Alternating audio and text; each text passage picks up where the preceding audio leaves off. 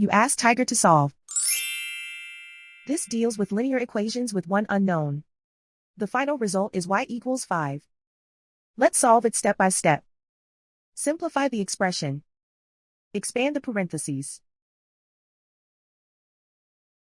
Simplify the arithmetic. Group all constants on the right side of the equation. Subtract 4 from both sides. Simplify the arithmetic.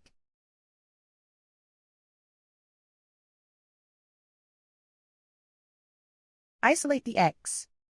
Divide both sides by 2. Simplify the fraction.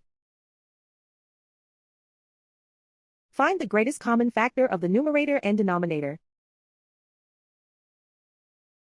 Factor out and cancel the greatest common factor.